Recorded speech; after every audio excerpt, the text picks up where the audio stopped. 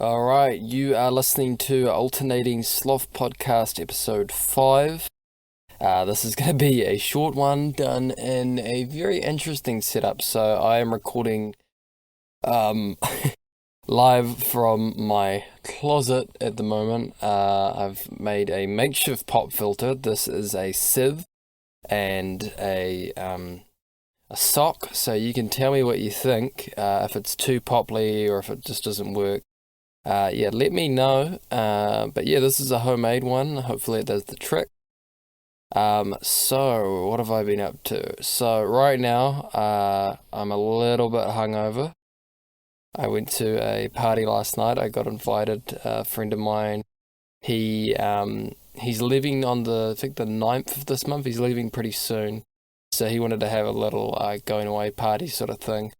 And we've been trying to catch up, so he decided at this party, invited me and a bunch of the other guys at my flat.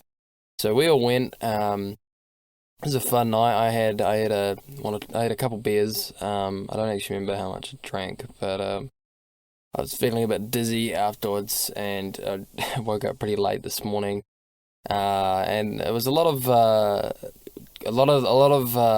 this friend of mine is a muso, and a lot of his friends are musicians as well. So we had a bit of a jam night thing as well. I was a little disappointed. I tried getting on the electric guitar, and I was just fucking up. I was just fucking up majorly. But I got to see some other people do some pretty cool jams. There's two guys there who are just basically it was like a Jimmy Page and fucking Jeff Beck had turned up to the play. So cool. Guys that knew how to shred, and just one of the guys was just ripping it on he got on the drums after a while and just fucking kicked ass on the drums. I didn't know he could drum, and he could drum way better than he could the guitar. He's great on the guitar, but man, was he killing it on the drums. He was doing some crazy shit and just fucking messing up that kit. So that was pretty cool. Yeah, I just watched some jams. Tried to jam a bit myself. Didn't do so well there. I had a couple conversations. I met a guy who's now teaching at the Bachelor of Audio Production. Didn't know him. They had a long talk with him. And what else? So yeah, I talked to some people I already knew, I guess. I talked to the guy who was running the party quite a bit. At the end of the night before I left, they were getting quite loud with the jams, and this was like in the lounge, and we're in the kitchen. And so we can't even hear what we're saying. I've got earplugs in because, I've had this ear operation, so I don't want to fuck my ears up. So I've got those in, so I was just he actually knows a tiny bit of sign language. I know a tiny bit of sign language, so we were just doing sign language and then fucking sign language up to sort of make each other laugh. Yeah, having a good time, and then I think me, him, and another guy we just fucking went nuts on a big box of ice cream, just like eating most of it. I think we ate like half of it. The entire thing was just chocolate ice cream or something. Yeah, it was a pretty interesting night. I think we got there at like 8:30 or something, and then I left about 12:30, sometime about then, maybe 1 o'clock. I don't really remember. I had a couple beers, and then I was hungover, and then I got back home. I got a couple emails and texts and things I had to read. Got a call from someone, had to answer that. And then I went to sleep at about 1:30, sometime around then. And then my flatmates came in. They were having this big in-depth conversation, which is fine. But I was trying to get to sleep, and I was like, oh. So had a bit of that to deal with. So yeah, as you might have heard last week, I went into an actual radio studio and I did a recording there. I might do maybe this one, and then there might be one other podcast. Now, it'll either be I try and make these somewhat weekly. Uh, I say somewhat because if I try and promise weekly, it's not going to be weekly. I just know it's not with my schedule and stuff. But so yeah, I'm doing. I might do one next week, maybe. But I'm gonna actually get a guest on for this podcast. I know. People who've listened to Insert Cast are like, oh, what, you're gonna do an interview on your general talk? No. So I might do another hour-long podcast on like a topic sort of thing, like what I've done with the trip to Japan and the air thing. Except I might get my buddy on, and we might talk about some convention stuff, because I went to a lot of conventions back in the day, and I've got some memories of it. But it'd be good to get someone else on who can also go through it with me. Who can maybe remember some stuff I can't. So yeah, gonna do a bit of that. What else? Okay, wow, this is looking like it's 5 minutes already. So I didn't go see any movies this week. I was gonna go see Ford v Ferrari, but I've had a bit of I like to say I got busy, but I guess I did have some other things come up, but it was mostly just money as well. Because I'm actually going to the theater and doing this stuff as well. Trying to get out of the house sometimes. And I didn't get out of the house that much this week. I went out to go get food, I think, mostly this week. And yeah, I mean, I went to so I met up with my friend Sean, who you might have heard on one of my other podcasts. He plays bass. And we've done we did a gig together, and we met up again, and we went to this Vietnamese place that I'd never been to, and I went there and I got some pho noodles. That was pretty good. I think I've had pho noodles like maybe once or twice. I haven't had it that much, but they were pretty good. That was my stomach. I had a bubble tea there as well. That bubble tea was really good. Like usually you get bubble tea and it's just like, it's like tea and milk, but super sweet and sugary. I got this one. I could really taste the tea and the milk and not so much the sugar like I always can. And I think there's a huge difference, at least I've noticed when I've got just the milk teas I'm talking, not even the flavored ones, just when you get like the milk teas in a bottle, from different like Asian supermarkets stuff down here. One I like to get is it's a Kirin brand, because that's the one I had in Japan. That's not too bad. It's kind of sugary, and you can taste it's a bit milky. It's not too bad. There's one I got from an Asian shop down here that just didn't taste right. It tasted like something was wrong with it, and I don't know exactly what it was. But it tasted like maybe one of the ingredients wasn't from here, and it wasn't quite done right or something. Like it was just, I don't know. It tasted can-y, if that makes any sense. Like it's like it being done in a can wrong or something. I don't know. Like it just didn't taste right. So yeah, I had bubble tea at this place. It was like $5 at the Vietnamese place, and it was awesome. And their pho noodles were pretty good too. Not too bad. I probably will go to that place again and maybe try some of their other stuff. They don't seem like a bad place. So yeah, I did that. Had the party, as I said. What else? I'm just trying to think. Okay, so I guess I have been doing some old school sort of gaming, I guess, a little, well, not that old school, like maybe a couple years ago, old school. I managed to get I managed to find my old I've been playing some of the old games that I used to have on my PSP, and I found a PC port of Silent Hill Shattered Memories, and I quite like the Silent Hill series. I really liked it. I got introduced to it actually really late. I got introduced to it before I came onto my 3-year course. My buddy Jamie introduced me to the series, which is interesting because he introduced me to Silent Hill and Batman. Those are like the two main things that I can think of that he got me into. But yeah, basically he got me into, I think he lent me, I saw the food game for sale somewhere, and I didn't know if it was any good, and I asked Jamie, I was like, hey, do you have a copy of Silent Hill? And he's like, oh, I have 2, 3, and 4. He's like, I think he had Downpour, or one of the newer ones as well. He's like, which one do you want to play?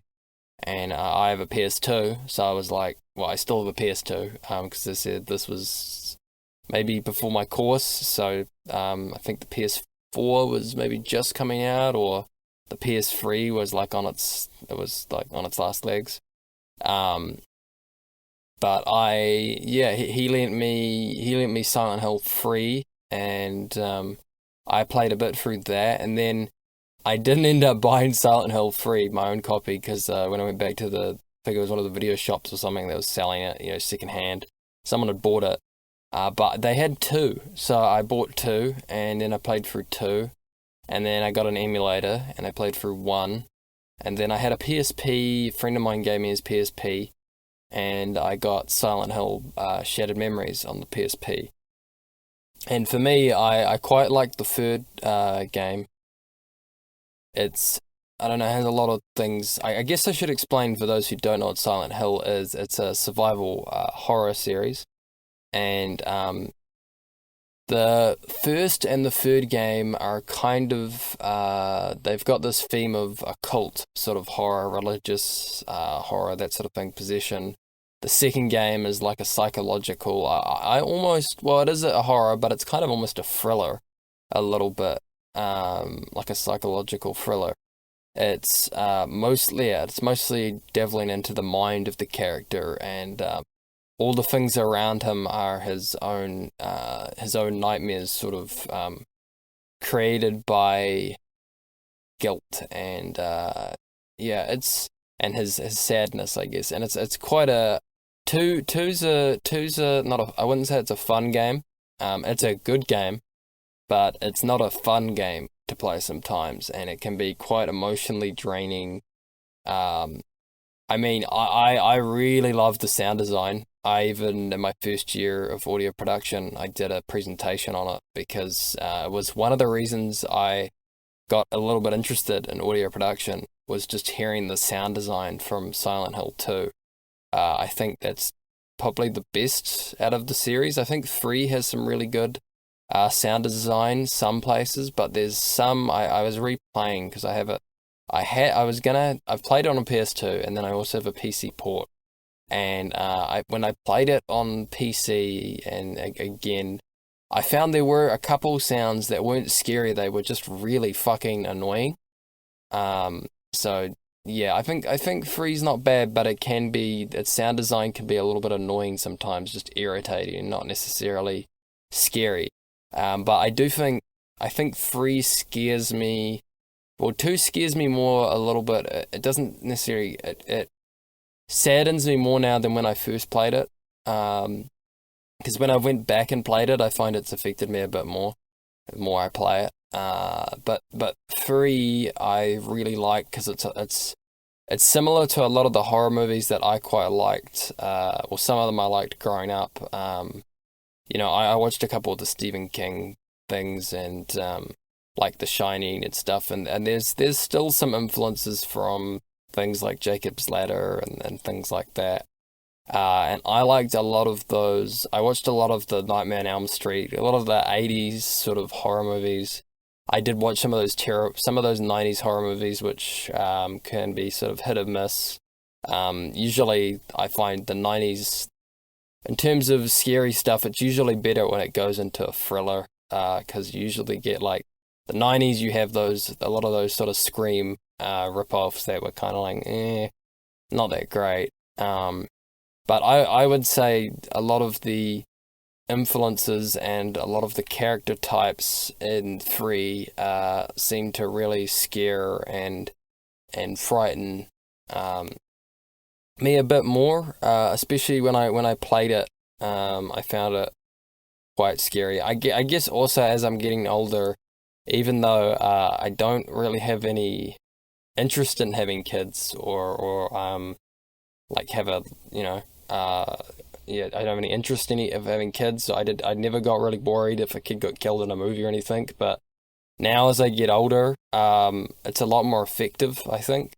And for me as well, when I watch any kind of horror or thriller that has a kid, I find that there's a lot more believability in the decisions that are made and where they'll go, what they'll do, just because kids have a lot more curiosity. There's a lot of, especially what I like as well is I watched a lot of those slasher 80s horror movies, but I always kind of, with a few exceptions, I always found it kind of annoying that they kept on calling them teenagers, and it's like, no, these people are all in their 20s, and they don't look like teenagers, and they're not the type of teenagers that I'm worried about, because when they're like 16, 17, they're like almost adults, almost, like they're close to there.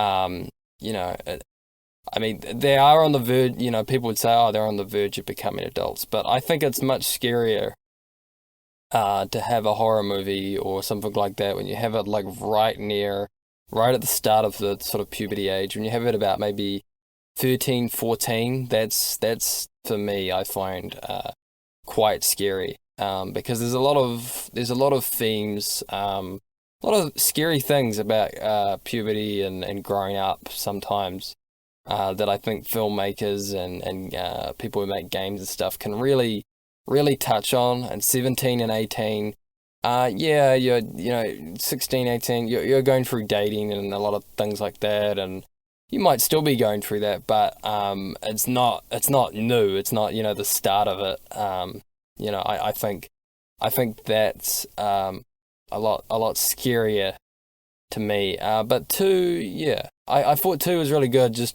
three for some reason just scares me a little bit more sometimes.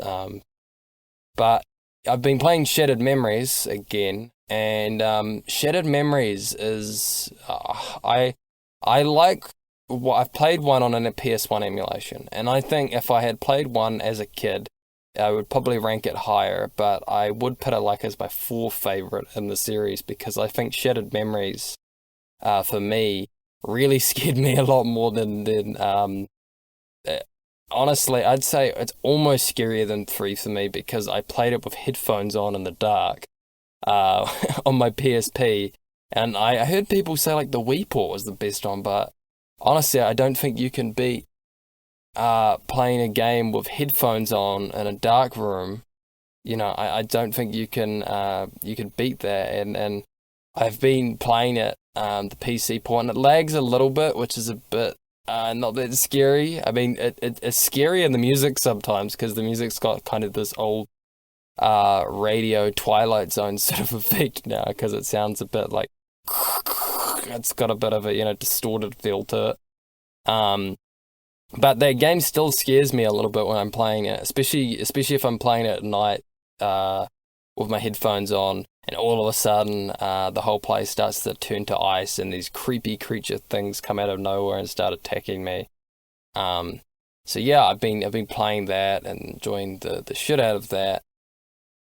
And I'm still trying to get interviews for Insert Cast. So I've tried with 2 different people to try and get an interview.